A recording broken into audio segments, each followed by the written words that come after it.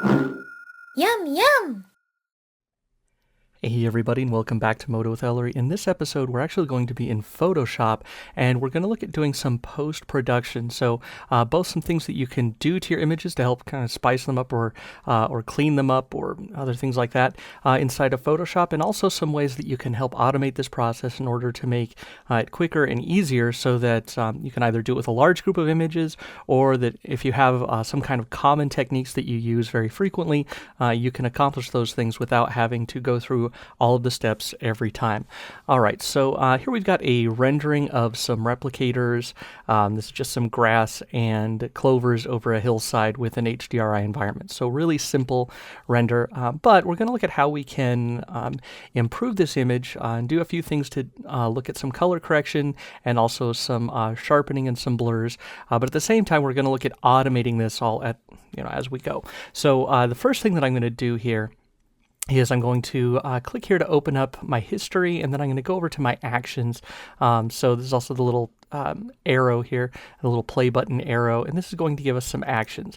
I've got a folder here, My Actions, and what I'm going to do is I'm going to create some changes to this image that will allow me to have a little creative control over it, but at the same time I'm going to be writing these out so that I could reapply these at any time to any other image. Now obviously sometimes these will work from image to image. The more changes you make, the more you might need to go in and customize these kind of changes, but at the same time you can write these into an action here, and then if it doesn't work, all you simply have to do is just revert your image and you can try a different one. That way you can try through some different looks very quickly. So now that I have my actions folder selected here, I'm just going to press this button, the little page here, to create a new action, and I'm going to call this thumbnail. Because a lot of times I will create thumbnails. I usually use 1280 by 720, and I apply a few different filters, and I'm going to get that all in here into the same action. And you can, if you want, if this is something that you do very frequently, you can apply this to a function key. So you can turn on a function key, and then you can include either Shift or Control or both. In order to be able to just get this done with a hotkey press, which can be very useful. So let's go ahead, and I'm going to start by recording this. All right, and once I'm recording, now I'm going to go in and start actually doing the things I'm going to do. And the first thing that I want to do is resize the image. So let's go ahead up to Image and Image Size. And you can see I rendered this just in preview, and I just used something that I know would be a little bit larger. That way I'm scaling it down just to get a little bit sharper image. So I'm going to set this to 1280. And I was already at a 16:9 aspect ratio, so it's going to go to 1280 by 720, and I'm going to click OK. Now, as a side note, if you want to change this to a 16:9 aspect ratio when it's not, I'm going to go ahead and click OK here. Another thing that you could do is also go to Image and Canvas Size, and then I could go and crop the image down. So if you have something that's square and you want to change it to a 16:9, you could do that just by going in and changing the canvas size after the fact to 1280 by 720 or whatever resolution you want, and then we'll crop it down, and it will also trim your canvas. All right, so now that I've got my image size correctly, I'm going to go ahead and start creating some duplicates here. So I'm going to start just with a single duplicate, and on this first one, I'm going to create a little bit of a chromatic aberration. All right, so in order to do that, I need to affect just a single channel.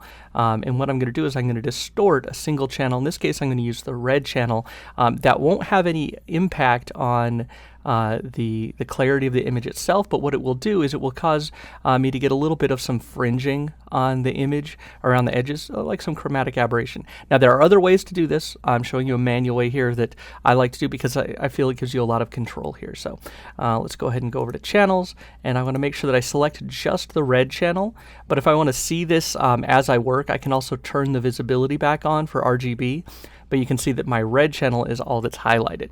So I'm going to be affecting the red channel while looking at everything. So let's go up to Filter and Distort, and I'm going to use the Spherize filter for this. And what I'm going to do here is I'm just going to kind of push the image outwards. And I'm going to start by doing a little bit higher higher density version of this here so that you can see. So I'm going to set my amount to 4%, which is extremely high for this kind of an effect, but I just want you to see the effect first, and then we'll go back and do it at a lower level. So let's go ahead and click OK, and now you can see here, especially up in these corners, you can see that we're getting that fringing effect. You can see the cyan there in the red there. Now, obviously, that's super heavy, so let's go ahead and undo that, and I'm going to try it again here. Distort, spherize, usually somewhere around 1 or 2% will do it. This is a fairly busy image already, so I don't want to go overboard with it, so I'm just going to go up to 1% and go ahead and click OK. All right, and now you can see we've got the effect on there. It's very subtle, but we see a little bit of cyan here and a little bit of red here. That's okay. I probably could have gone up to 2%, but I'm going to keep it a little bit lower. Also keep in mind, if you're doing a higher resolution image, sometimes you want to set that up a little bit more as well. All right, so there's my chromatic aberration. And now the next thing that I want to do is I want to be able to sharpen up the details. I could use unsharp mask or smart sharpen or something like that, but I'm going to actually use an individual layer, an independent layer, in order to be able to do my sharpening. So I'm going to go ahead and duplicate this layer, and what I'm going to use here under the other menu is the high pass filter. And what the high pass filter is going to do is it's going to find areas of contrast, and it's going to highlight the areas of contrast, darkening and lightening the edges around the contrast, and then everything else is going to be left as a neutral gray color. So if I turn this down pretty low, so if I go down to something like 0.4 pixels, you can see that it's a fairly subtle effect.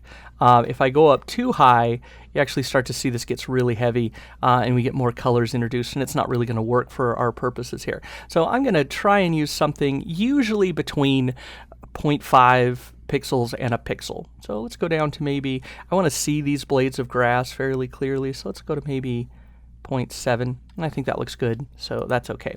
Now, if you want that to be variable here as a side note, as you work, you can always click on this button here, this square that I have right now next to the high pass filter, and that will make that so that when you run this action over again, it will actually bring up your pop-up menu for that, and you can choose the amount of high pass as you continue to work. But then as soon as you select the amount that you want and hit OK, it will continue with the action. So you always have the option to access options as you move.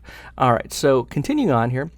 And now I need to set this to an adjustment mode that, a blending mode that will actually use this information properly. So if I want all of my gray color to disappear and my highlights and my lowlights to blend over the top, I'm going to use an overlay mode. So let's go down here, change normal to overlay, and now you can see that I've got a little bit more sharpness on all of my details in my grass here. So if I turn this off, you can see it's softer. If I turn it on, it gets a little bit stronger. You can always go back and adjust the opacity, but that's a nice start. All right, so next we're going to go in and add a little bit of bloom to just blend some things together. So I'm actually going to do 2 levels of bloom. One on the very bright highlights. In this case, that's just going to be the bit of sky poking through here. And then another one that's a little bit softer and a little bit less pronounced, but that will kind of blend a lot of things together, kind of give a little bit of a wash to it. All right, so let's start by just hitting Command J to create a new layer. I'm going to drag this one up to the top. And let's go ahead to our levels. And what I'm going to do, let's pull these levels here where they're visible on screen, is I'm going to pull this black level up until all I have showing are my brightest highlights. In this case, that's going to be that little bit of sky. And I may want to pull my white point down a little bit as well, just to give it a little bit more kick. I think something like that works. Okay, so let's go ahead and click OK on that. And now I need to blur this and adjust the blend mode. So let's go up to Filter, Blur, and Gaussian Blur. And right now my blur level is set very high. I don't want it that high. I'm going to go somewhere around 4 or 5 pixels. Now, if you're not changing the scale of your image first, in this case I scaled it to 1280 by 720, but if I want to be able to use this on larger images, then you may want to go in and actually leave your Gaussian blur with the options. Check the little box so that you can go back and adjust the amount of blur. In this case, I think this is fine, and I'm just going to set this to a good amount for this resolution. Let's go ahead and click OK, and then again I'm going to go to the blend mode, and this time I'm going to set it to screen so that my highlights will pop out over the top. You can see if I turn that off and back on, we get a little bit more light kind of filtering through those trees. All right, so again we're going to do that a second time.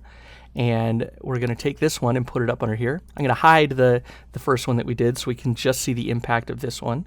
And again, we're going to go to levels. And this time I'm going to pull my, my black point up a bit, but not quite so much. So I want to get a little bit more light with this area through the trees and whatnot. I'm still going to pull my white level down as well. But what you'll notice is as I do this, we're getting a lot more color saturation. So I'll have to go back here and adjust my color saturation in a moment as well. But first, let's go ahead and add in our blur. So filter, blur, Gaussian blur. And this one I'm going to make softer. So I'm going to pull the value up, usually around double what I did on the other one. Let's go ahead and click OK. And if my colors still look a little saturated, which in this case they do, and usually they will with this kind of an adjustment, I need to go ahead and adjust that. So let's go to Image, Adjust, and I'm just going to use Hue and Saturation and pull the saturation down maybe 40 or 50%. We'll click OK, and again to our blending mode. We'll set it to screen. And now when I turn both of these on, I can go and look and adjust the opacity because right now it's a little too heavy. So let's go ahead and adjust this one down to maybe 40%. And this one here I'll leave a little higher because it's just on those highlights. Maybe we'll go for 80%. All right, so just as a quick note here, I want to be able to look and see my before and after as I work a lot of times. So I'll just hold the Alt key and click on the eyeball for my background, and that will show me my original image. And if I click it again, it'll bring everything back so I can see where I am thus far. Okay, so up to this point, I've added in some chromatic aberration, a little bit of sharpening, and a little bit of bloom. The next thing that I'm going to add in is going to be some color correction and a little bit of a vignette effect. So let's start with the color correction, and I'm going to use an adjustment layer for this. So let's click down here at the bottom, and I'm going to adjust my curves. So now I get an adjustment layer with the curves here. And what I'm going to do is I'm going to start by adjusting the red and the blues to give this a little bit more warmth in the highlights and a little bit more cool in the shadows. So in order to do that, I can take my reds and I'm just going to pull my white value over for the reds and my black value back. Okay, now I'm going to do the opposite for the blues. So with the blues, I'm going to pull my white value down just a little bit and my blue value up just a little bit. So you can see that's added a significant amount of coolness here while we're still retaining the warmth up here. Now one thing that often happens when you do this is you end up kind of overdoing your green. So now I'm going to go back to the green in the middle here, and I'm just going to click in the middle of the green and dial it back just a little bit. You know, this is not meant to be a real heavy color correction. This is just a real light one that's going to give you a little bit more contrast and a little bit more kind of variation in your hues. So I think that's probably okay. So again, we can click this off to see the before and the after. So before, it's very kind of green and washed out. After, we get a lot more mixture of cool tones and warm tones throughout the image. I think that works for this one. Again, you don't have to use all of these things on any specific image. I'm just giving you a bunch of tools, and you can pick and choose as you want in order to get your own finished looks.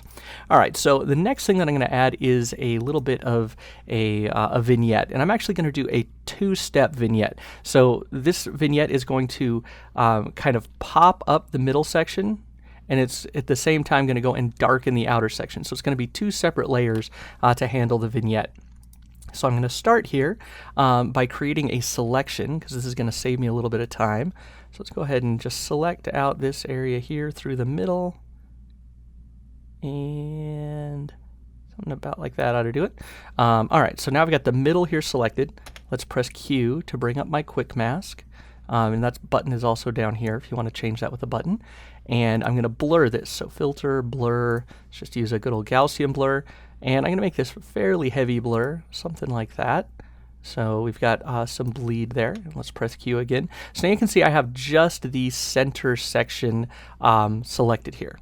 All right, so now with that center selection already made, I can go ahead and adjust my my exposure, and since I already have a selection made, it will create a mask automatically. So let's go ahead and click here on my adjustment layers, and I'm going to choose exposure. You can see I've already got a mask. Now this mask is showing the stuff in the middle, and it's masking out the corners, so the corners won't be affected. So this is the area that I want to bring up in color just a little bit. So let's go ahead and increase my exposure and also my gamma just a little bit. You don't want to go too much or else this will look washed out. But I just want to give it a little bit more brightness there. I think something like that works.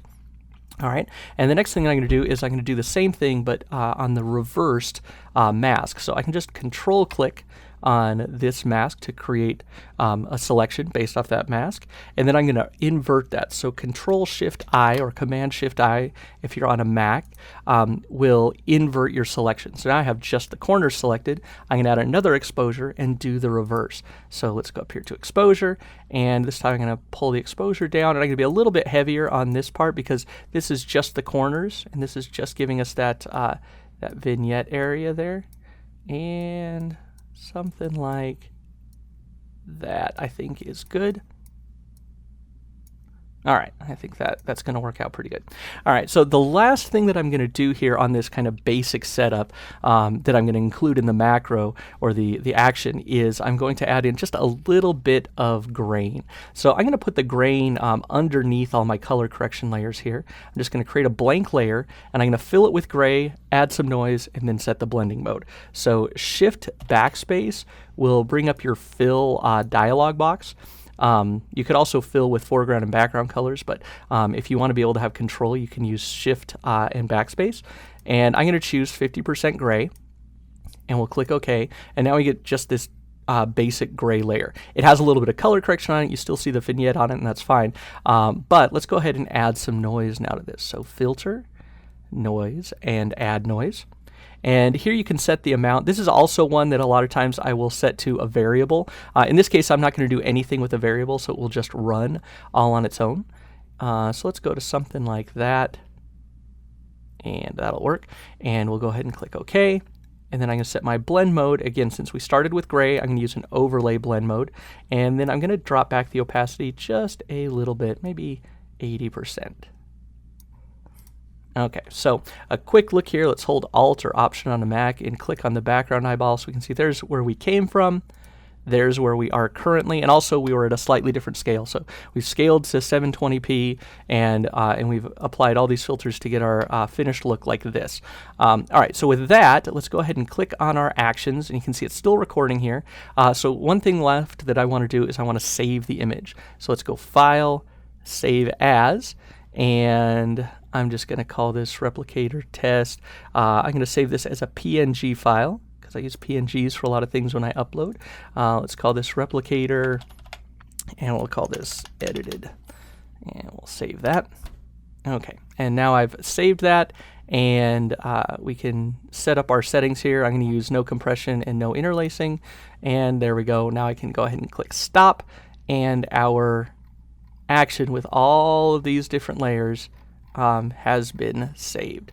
Now, granted, there were a few things that I showed and hid a layer a few times and some things like that to demonstrate, so those wouldn't all have to be in there, but they're actually all included, which shows just the power of the system. So now I've got something that I can very easily go ahead and apply to an image without having to do any of the work. So just so we can see that here, I'm going to go back and I'm going to revert this image. You can see now we're back to our full resolution and nothing happening. And now what I'm going to do is just select the thumbnail here, the thumbnail action, and go ahead and hit play, and it will run through all of the actions, and in just a few seconds you'll have your finished piece here. So this has all of the effects applied to it, and it's actually still as a Photoshop file, so you could save this from here as a Photoshop file if you want to go back in and do any additional editing. But I wanted to show one last thing here, and that's that you can also take this, and if this is the kind of thing that you do very frequently, you could save this as a droplet, which will be its own standalone file on your desktop that then you can just drag and drop images onto, and it will automatically put them wherever wherever you want. It will save out the files. So let's go up to the File menu, and I'm going to go to Automate, and we're going to choose Create Droplet. Now, you already have to have your action created in order for this to work. So you have to create the action first. You can't create the action in here. But I'm going to choose a location here to save this. So I'm going to put this on the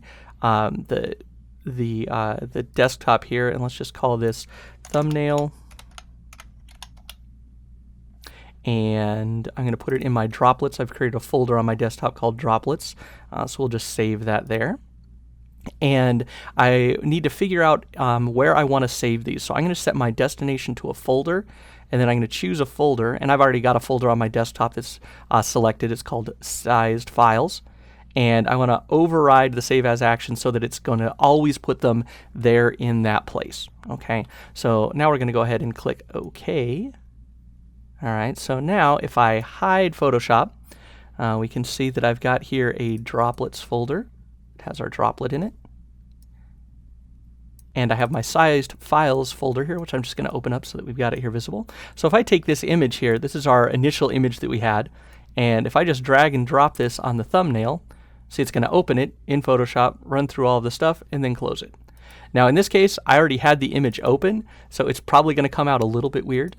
So I'm actually going to run that again here. So let's go ahead and drag and drop that in there, because the image was already open, so it ran all of the, the filters again. So let's go ahead and check that out. So here is our replicator test PNG file. I can open that up. I can compare that to the original. See, there's the original. There's the edited version with everything happening. So that's a good way that you can very quickly go in and get a lot of extra processing done. You can define a few styles that you use frequently, keep a folder of them on your desktop, and then anytime you have renders that, especially if you're working on a project, you want everything to have a uniform look, then you can take and just apply this to them.